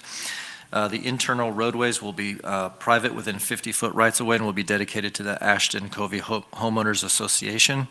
Water and sewer utilities will be owned by and maintained by the city, while all drainage and stormwater management areas will be maintained by the HOA. It is consistent with Plan Unit Development Ordinance O-0571. All lots meet the minimum requirements established by that ordinance. It is also consistent with the neighborhood suburban future land use. There is adequate infrastructure in water, sewer, and transportation for the subdivision. The financial impact at an estimated taxable value of $300,000 per lot. At the current millage rate, this would generate approximately $219,447 in ad valorem revenue to the city. All proposed infrastructure has been installed, passed inspection, and is ready for acceptance. So in this case, there is no performance bond required. Staff recommends the City Commission approve Resolution R-2431. Thank you. Commissioners? Mr. Mayor, Yes. motion to approve Resolution R-24-31, request by Lake Ashton Development Group for final plat approval. Thank you. I will close the City Commission meeting, open the public hearing. Anyone wishing to speak to this resolution may do so at this time. Seeing none, I'll close the public hearing, reopen the City Commission meeting. Is there any discussion? Commissioner Dantzler. Eric, we heard tonight from Justin that we can't get into Lake Bess. We can't qualify Lake Bess water quality because we don't have access. And I'm seeing this is Lake Bess right here. I'm thinking about for the future, I know we probably can't get public access into a subdivision like this, but is there any way that we could potentially start making it a policy that we could have private access for our lakes people to maybe have permission to go in there and use these ramps as we approve these subdivisions, particularly on lakes that are private or that they don't have access to? Because he made a good point about why, Lake Bess is covered by Winter Haven now, but we don't have access to it for them to go in there and monitor these lakes. So we have to start addressing that at some point, because they're not going to voluntarily give us access. But as we approve these subdivisions, we ought to be able to make that part of our approvals, that at least our guys can go in there. And I'd like for the public to be able to get into some of these lakes, but I know that's a pretty heavy lift with some of these subdivisions, but it sure would be nice if we could write that into code from now on. Commissioner Dancer, I'd like to take a stab at that. It's kind of serendipitous that you asked the question, because strategy 4.5.3 within the strategic plan says encourage and incentivize lake access within private development. That's exactly what we're talking about. Now, it may not be boat ramps or things of that nature, but trying to find ways to maximize the recreational value to residents that are in there, if there's not some type of ramp or something there. But I don't know that being able to get it is a public, if this is a gated access Right. subdivision, I it get can be that. tricky, but, that needs to be factored in there. We hear exactly what you're saying and couldn't agree more. And it needs to be reasonable. I mean, it's like Lake Hamilton, and you have one little sliver of city people, that's fine, but a lake like this, it's getting covered. That's gonna all be a city property around it, so we could get in there and monitor that lake. I was going to add that improved public access is also a criteria for state dollars to flow towards lakes. So if there's any state money to be used for aquatic vegetation management or grant dollars to help improve the lakes have to have improved public access so that they're available to everybody. There you go. Which may be an incentive for the private property owners to want to agree Right. to some form of agreement or something that, There's some neighborhoods are not gonna let, Accomplishes that. that's a non-starter, but But if we just start pushing for it, we can get it. And I believe Lake Otis, that's how they ended up with public access, was they looked at treating that privately and realized the cost associated with it and Right. used that money, I believe, to create public access, and then were able to get the state involved in helping to manage that lake. in fact, we made a swap with the Lakes Region Lakes Management District. If you Exactly remember, what the it was. Bostic family. Remember that. Yep. If you recall that. Yeah. That was the whole purpose for it, was to be able to get in and address lake health. So my answer is yes. Good. I'll vote for it. I felt bad for Eric because he has so much in the plan that he has to do that I would take that one What the, forward. yeah, right, Eric.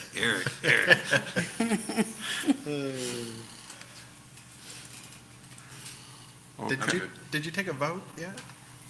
No, Okay, no. okay. Entertain a motion? I made the Well, there was motion. a made the motion on the motion. table, but, Oh, all right. Did I open the public hearing? yes, you did. All right, closed it. All those in favor of the motion, let it be known by saying aye. Aye. Opposed, this by the same sign. All right, passes. Ordinance's first reading, we won't vote tonight. The second reading will be on July 22nd, my 55th wedding anniversary. But anyway, so I may not be here. City Attorney, would you read by title only, please? Thank you, Mr. Mayor. Ordinance number O-24-34, an ordinance of the City of Winter Haven, Florida, amending ordinance number O-23-54 regarding appropriation of funds for defraying expenses of the municipal government of the City of Winter Haven for the fiscal year commencing October 1, 2023, providing for severability and providing for an effective date. Thank you. Thank you. City Manager.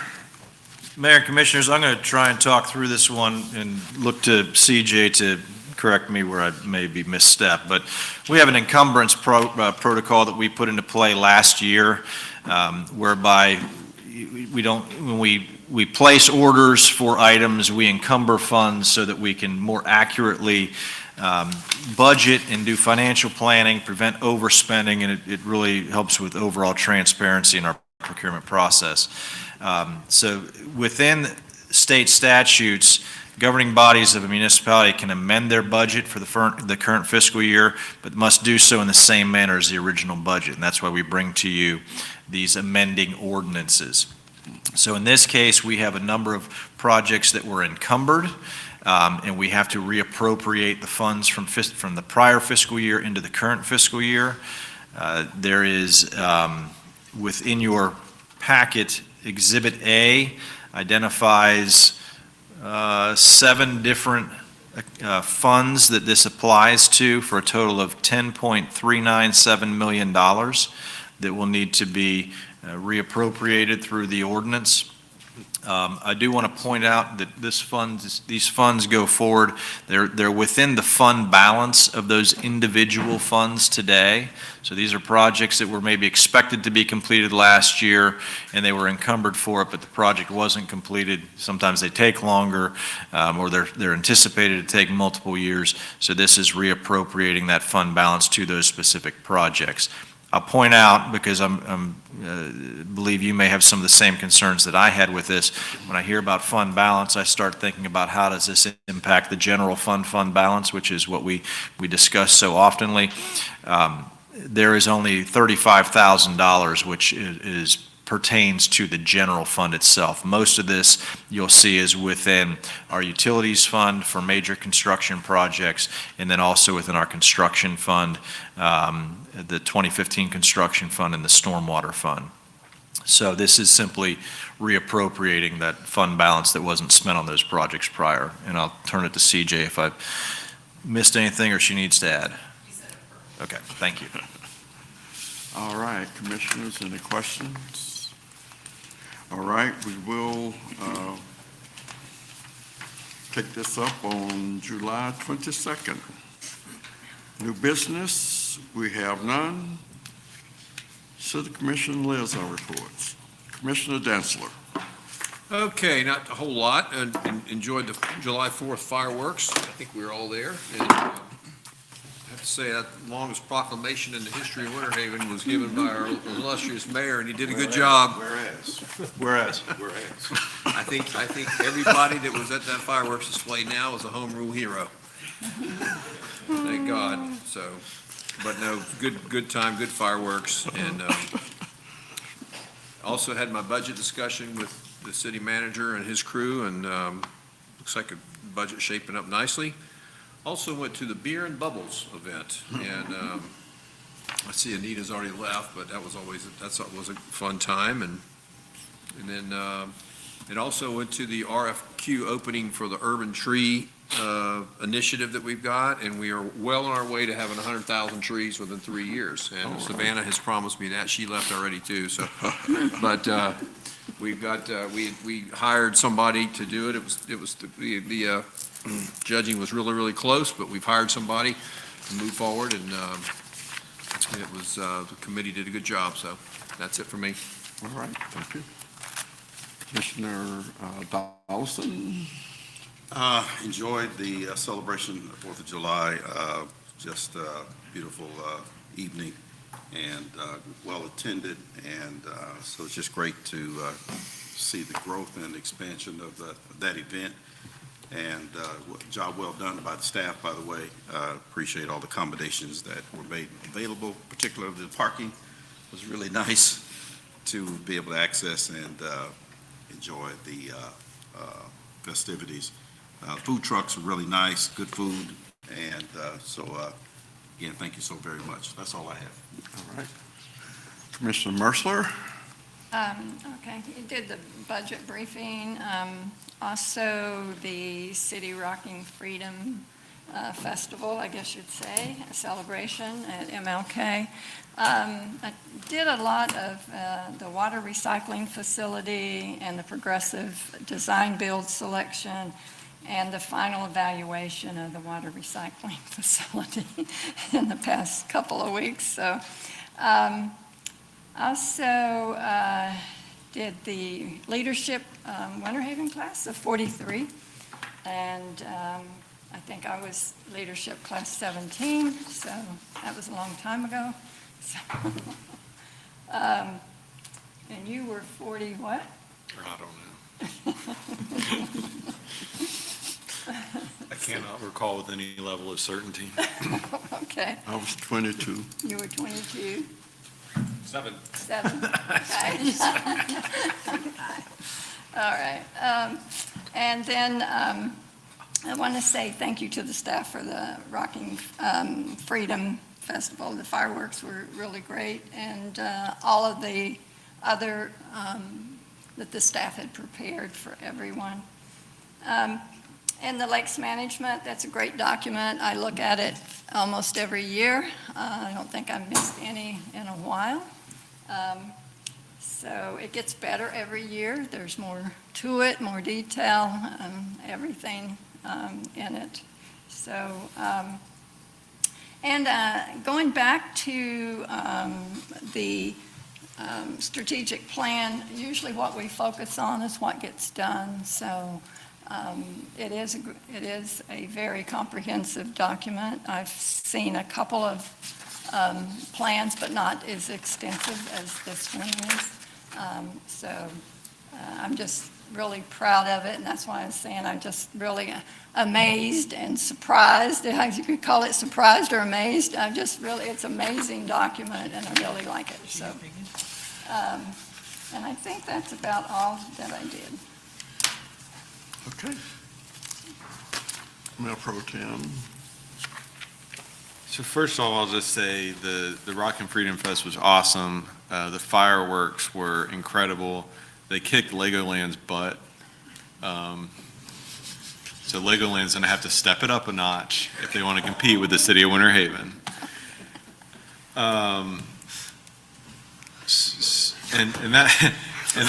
So that's all I got to say about that. So question though arose that night. There was a certain fragrance in the air throughout the park.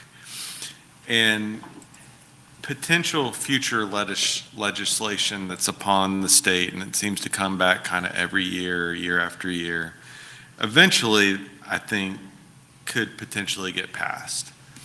So I have a question, and this might make John scringe a little bit, but do we have any kind of clean air ordinance in our parks and public spaces? And is that something that could potentially be entertained by this commission to create if it's not already in place? So I'll start on that and hopefully not make John cringe any further than maybe we already have. So they used to be, up until, I'm going to look to Julie, last year, that the tobacco laws were preempted to the state, much like gun laws. The local jurisdictions had no authority to invoke policies or regulations, prohibitions regarding smoking in public spaces. The parks industry and municipalities had argued against that for many, many years, and last year in the 2023 session, that authority was granted to local municipalities and other providers to regulate that. Some cities around the state have taken that action. Some counties have taken that action. You may be familiar with some of the beachfront communities that don't allow smoking on public beaches. There are a number of cities that have put that into play with their parks as well. And that's certainly something that if the commission was so inclined, we could bring back some information on that and draft an ordinance for such a prohibition. It's hard to speak on what that would apply to the use of recreational marijuana. At present time, recreational marijuana in general, is a controlled substance, an illegal substance that you cannot have without we'll define it as a permit. And so how that would apply to recreational use, should that become the law, I think we have to wait and see what that says. But I would say that my expectation would be that would, if it were approved by the voters of the state, that would fall under the same conditions as any prohibition against smoking within your public spaces that a local governing body may implement. Nothing made me cringe. Yeah. So I think at this point, those are things that we'll continue to look at. And, you know, like alcohol, where we regulate, or we're permitted to regulate the hours and where it's, consumed. For example, you may recall the city manager has to authorize if it's on public streets. We have our sidewalk cafes. I suspect that as we evolve, and if this measure becomes law, that we'll be treating it no different potentially than that type of thing. And so I think looking at an anti-smoking or prohibiting smoking in public places and outdoor spots, I think is appropriate. I think if you go to the university, for example, University of Florida, I think they have a prohibition on the entire campus. My only question would be directed more to the operational aspects, and that would be to the law enforcement or the code compliance and, some protocols or practices and how to enforce. And how does that work? I would just be of mind that I would like to see something come back and put our wheels in motion to put something in place, because it ruins, I mean, it reeks. And, you know, if you want to do it, whatever, as long as it's legal. But I've been to, you know, Seattle and multiple cities across California and Washington, D.C., and it just sucks to be outside around it. And I don't think someone should be subject to that if they don't want to be around it in a public space. I'm not questioning the legalities or one way or the other. I think we need to be preemptive on this item and start to consider what we can put in place so that everyone can enjoy the outdoor spaces of the city of Winter Haven. Well, and I mean, certainly if the commission is favorable to us, you know, drafting something for consideration, we can do that. And it's not just the impact of, you know, the odor or the prevalence of, you know, secondhand smoke. There's a trash component that comes into this as well within our park spaces. And Julie Adams, who's about to become the president of the State Parks and Recreation Association, will tell you that, you know, the behaviors that are exhibited within our park systems, the people that are most impressionable are those that are within our park systems. And so, you know, it's not just about what are you doing to contributing to the health challenges of those children, but what modeling are you displaying in front of them, and what is the likelihood of them following similar paths as they mature in age. So all those things speak to, you know, how do you have a healthier community? Would everybody be in agreement to at least going down this road to explore this? I don't know. There's so many ways that you can get high. You can eat it, you can, you know, vape it. I just think you start off with putting up a bunch of signs. There's no smoking, and that includes weed. You might try putting our police officers, what I don't want to do is put our cops where they have to go out and try to enforce something that's really, really difficult to enforce.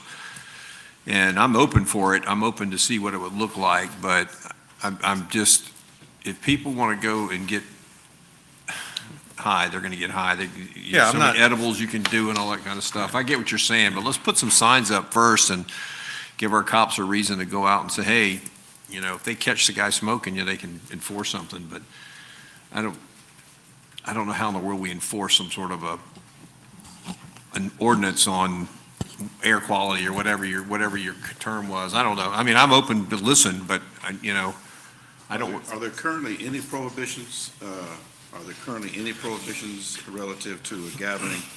No, sir. I mean, if you're in close proximity, and I don't want to cite it for fear of getting it wrong, but so many feet within a building, there's a Florida Clean Air Act that speaks to that. But within the park spaces, it's really up at this point to the individual jurisdictions to establish that, and we don't have that in play at present time.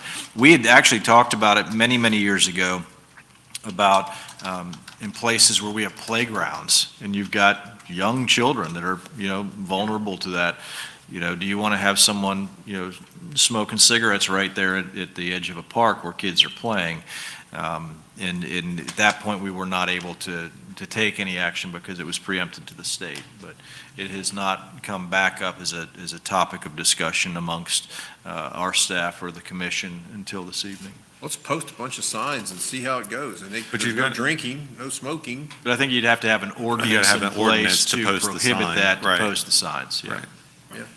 Which is, you know, and the reality is that you probably have people that walk through your parks where you don't allow drinking in open containers that have a solo cup or a water bottle or a thermos or whatever, and you'd never even know that that was the case, that it was alcohol within there, because there was no reason to suspect something was not afoot. You know, we expect people to behave properly within the parks and follow the rules, and I'd say that the vast majority of people do. But if you, I was just wondering because, you know, I'm offended by, I've never smoked. I can't stand to be around it at all, period, regardless of what you're smoking. But, and I guess, you know, the vaping and everything else that we have available now that young people and people are using, I just don't know how you would be able to enforce that with any without creating a great challenge for our own selves. But yeah, it is reality, and unfortunately, in the world we live in, it's kind of ironic in a way when you think about it. I worked in office years ago when, of course, everybody was smoking. And I remember sitting in my office, and we had people in the cubicles, and one lady, she smoked like a chimney. And I could just see the smoke rising from her cubicle, And I look back on that and think to myself, we tolerated that. I remember being on an airplane, and like I said, I've never smoked, so I have a low tolerance for any of that. And so, I guess trying to enforce that, because people, when they feel empowered to do something because they can, if you have a card says that I have this for municipal purposes or whatever I'm using it for, you open up recreation, well, now that opens up a whole different can of worms for us. So I don't know. I feel where you're coming from. I mean, we're not going to decide on it tonight. All I'm asking for is to give direction to staff to put something together to bring it back to us to. I have no problem posting signs, no smoking, no drinking. Don't you think that's reasonable? But you got to have the ordinance in place Yeah. to place the signs. So that's what I'm saying. I'm just trying to get staff to move forward with, bring back something to us to look at, and then we can have a more lengthy discussion on, how do you enforce it? And those are suggestions that staff can come back to us with. That's fine. I mean, we're assuming we get over whatever legal hurdles that we might encumber, or. There's a number of examples of how other cities have done this and where they allow it and don't allow it. Yeah, maybe sharing those ideas, and maybe we can, glean something from that, and maybe perhaps, come up with something that we might be able to consider. I agree with you, though. I think that maybe look at something. I'm in agreement with that 100%. Well, my only concern, well, one of my major concerns is enforcement. I have to say to you all, I've been to a lot of events around this country where not just marijuana, but smoking was banned. I've been inside buildings where there are thousands of people where you can smell the marijuana. I mean, and these are inside, no smoking buildings with police and everything in there. So I'm just. Well, there's speed limit signs posted and they speed too. So. Yeah, that's what I'm saying. So I'm just wondering how would you enforce it? But I'm willing to take a look, but I'm sitting here tonight saying that I would be reluctant because of the enforcement that you would. Can you imagine at our Rockin' Freedom Fest that if we had such an ordinance and the police was trying to enforce it, there were thousands of people out there. Yeah, I think there's not an instant change. I think it's an educational process if you have such an ordinance. It's an awareness campaign. It is addressing the issue, I don't want to say on a as-needed basis, but certainly in an event situation, by educating the people that are there as well to help enforce that at the same time. But if the commission, and it appears you'd be at least favorable to hearing more about it, what I would suggest is we'll have Julie Adams through the State Association pull those communities that have done such an ordinance and look at the parameters and dynamics that they've used, and let's learn from them and have further discussion in hopes of advancing something that meets the commission's desire. Okay. Thank you. Anything else? I just had one other question. All right. Has the Ritz closing been scheduled yet? August 5th. And so if people have something scheduled, if there's an event already scheduled till August 5th, they would go to the Ritz Board for further community. We have nothing to do with that at this point. And then if there is there anything that we know of that's already been scheduled post-August 5th that we? I'm not aware of anything. MJ had mentioned something that he thought was perhaps on the schedule, but we just need to confirm through Tom Westbury and the board. I think in advance of knowing that they had the sale pending and forthcoming, that they were not booking things in there. I know that the church is still there, last I checked, and would be looking to relocate.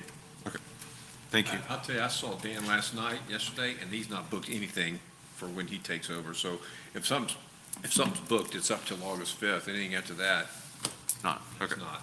Any commitments that they would have had, I'm not looking to assume those contracts or commitments. Thanks. That's all. That's it. All right, I only have a couple of things. I went to the governor's press conference, and what he was talking about was the funding and improvements that's going to be made to I-4 in Polk County. And so it was just a press conference to announce what had been announced, and so that was basically it. They did have a reserved seat for me, which is Good. Did he introduce first you? time. Did he introduce you? No. Okay. Also, the Rock and Freedom Fest was really nice, and you know, I was talking to a friend of mine from Connecticut, and I was saying, you know, times have really changed and been improved in Winter Haven. Years ago, when I was on the commission, watched the fireworks at the police department, the new police department, as a commissioner with my granddaughter. So I just have to tell you all, hats off, and I thoroughly enjoyed it. And I'm impressed with the budget that we're working on, and I really look forward to it. So that's it for me. City Attorney? Nothing this evening, thank you. City Manager? Yes, sir. First of all, I want to give a public recognition to Julie Adams and Natalie Wilson, Scott Eilers, Steve Pruitt, a handful of other folks that were directly involved in that Rock and Freedom Fest. That is a massive, massive event. That's on a day when they're working their regular job throughout the day to set up for that, and they delivered what I think was just a great experience for so many people in our community. I tell people all the time, those things don't just happen by luck, or, you know, you don't just stumble onto them. There's a whole lot of planning that goes into it. Commissioner Dancer had sent me a link to an image, I believe it was from 2012, of a fireworks show that had gone awry, where they launched 7,000 fireworks shells accidentally all at the same time. It's beautiful. It was quite impressive. Beautiful. It's one way to beat the rain and bring a quick end to the event, but you might not have any eyebrows afterwards. So we're going to explore it and see, but yeah, I'm thinking maybe not. Somebody died in that video. Oh my gosh, it was terrible. What I wanted to share with you this evening was my second quarter report. As you know, I do these every 3 months, just to give you an update on some of the things that we have going. I'm not going to read through this, but we'll just point out the strategic planning was probably the biggest accomplishment, not just of the past 3 months, but of the past 23 years. The advancement of the Winter Haven Recreation and Cultural Center project, we had that great closeout party there. And Julie, is the fence up yet? Do you know? The silt fence is up, so construction is right around the corner. Demolition is. We had a wonderful dedication of the Reuben Williams Sports Complex and the James Schoolboy Tuggerson baseball fields. What a great event to celebrate the legacy of those two individuals. We had a very successful trip to Washington, D.C. back in late April, early May, and are still chasing some opportunities that are stemming from those discussions with our DC lobbyists and the representatives that we met with. Had a number of presentations that were given out over the past 3 months to include to the Rotary Club and the Central Church of Christ. Those were somewhat mini State of the City addresses, and then also to City Works and at the Florida City County Management Association. The FCCMA was a great opportunity to highlight what has happened in Winter Haven and how we approach things to deliver projects. Your Grant and Aid Review Committee, another significant accomplishment. Since we've had that in play, I've never seen any members of the agencies attend any of our meetings, and I'll look to Mayor Pro Tem Yates. I think we had pretty much a full house for both of those meetings, probably 40-plus individuals representing those agencies at both meetings. So that process is working very well. And then last but not least, the acquisition of the Ritz Theater, and I want to thank personally City Attorney for his work on that. It's really a pleasure to be able to take direction from the commission on the things that we present to you, and then have a great legal team that is able to carry those out. Purchase and sale agreement and all of the negotiations that needed to happen between attorneys. John did a great job with that, and Andy Palmer helped facilitate all of the due diligence we needed. So we are looking forward to that closing on August 5th. Deputy City Manager will be able to sign those documents if I'm not, for some reason, able to do so because of some travel plans I have. But that is rocking and rolling. And then last but not least, I do want to remind you that on your next City Commission agenda review session, which will be a week from this Wednesday, I will present to you a update on the budget. That will be the official budget presentation. We'll do that evening during workshop, and then on the 22nd, we will have a action item for you to establish your tentative millage rate and designate the first public meeting for the budget. You may have seen a notice that came through today from Amanda Joe that reflected a change in the September 9th City Commission agenda meeting that will move to September 10th, which is a Tuesday, so as to not conflict with, I believe it's the Board of County Commissioners that are on Monday. So, and again, thank you for your support on the strategic plan, and we'll look forward to bringing that back for resolution and adoption at your next meeting. All right. Okay. Deputy City Manager. I have a couple items tonight. So first off, I want to commend our Natural Resources team and the Lakes Advisory Committee for another exceptional report. I'm obviously biased in this, but I've looked around, and you'd be very hard-pressed to find another community that has a robust management plan the way we do for lakes here in Winter Haven. I think that's appropriate for the chain of Lake City, so appreciate everything they do. Also wanted to note applications for City University opened this morning. I think you guys are all familiar with that program. We've had some really great attendance and experience with that over the last couple of years.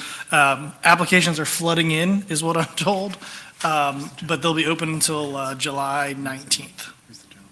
And then last but not least, the Coastal Heartland and National Estuary Partnership, formerly the Charlotte Harbor National Estuary Program, or CHNEP. So Charlotte Harbor, they've asked us to kind of reach out to you guys. So Charlotte Harbor is one of 28 water bodies recognized in the National Estuary Program, one of only 4 that are in Florida.